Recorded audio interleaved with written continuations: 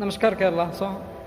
പ്രിയപ്പെട്ട സുഹൃത്തുക്കളെ, നമ്മൾ പല സമയങ്ങളിലും പല സന്ദർഭങ്ങളിലും ഒരുപാട് കാര്യങ്ങൾ ചിലപ്പം ചെയ്യാൻ പറ്റാത്തതുണ്ടാവും, അതുപോലെ തന്നെ പറയാൻ പറ്റാത്ത അങ്ങനെ ഒരുപാട് സന്ദർഭങ്ങളുണ്ട്. ആ സമയത്തൊക്കെ നമ്മൾ പല കാര്യങ്ങളിലും സംയമനം പാലിക്കേണ്ടി വരും.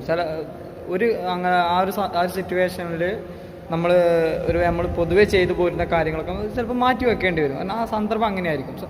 ആ സന്ദർഭത്തിൽ നമ്മൾ ചെയ്യാൻ പറ്റാത്ത കാര്യങ്ങൾ ചെയ്യുകയോ അല്ലെങ്കിൽ പറയുകയൊക്കെ ചെയ്തു കഴിഞ്ഞാൽ സ്വാഭാവികമായിട്ടും പൊതുജനങ്ങൾ അതിനെതിരെ കമൻറ്റ് പറയാൻ തുടങ്ങും. ഞാൻ കഴിഞ്ഞ ദിവസം ഇത് പറയാൻ കാരണം, കഴിഞ്ഞ ദിവസം ഞാനൊരു ഇൻ്റർവ്യൂ കാണാനിടയായി. നമുക്കറിയാം, ജൂലൈ 16 മുതൽ മലയാളികൾ ഒന്നടങ്കം വളരെയധികം വിഷമത്തിലാണ്. നമുക്കറിയാം, നമ്മുടെ ഒരു സഹോദരനെ ശിരൂരിൽ മണ്ണിടിച്ചിൽ കാണാതായിട്ട് ഒരുപാടധികം വിഷമിച്ചുകൊണ്ടിരിക്കുകയാണ്. ആ ഒരു സമയത്ത് ആ ഒരു കാണാതായ അർജുനൻ്റെ കുടുംബത്തിലേക്ക് കയറി ചെന്നിട്ട് നടത്തുന്ന ഒരു ഇൻ്റർവ്യൂ ആണ്, ഒരു യൂട്യൂബ് ചാനൽ നടത്തുന്ന ഒരു ഇൻ്റർവ്യൂ ആണ്. വളരെയധികം സങ്കടകരമായി തോന്നി. അത് നമുക്ക് അക്സെപ്റ്റ് ചെയ്യാൻ പറ്റാത്ത തരത്തിലുള്ള ഇൻ്റർവ്യൂ ആയിരുന്നു അവർ കാണിച്ചു കൂട്ടിയിരുന്നത്.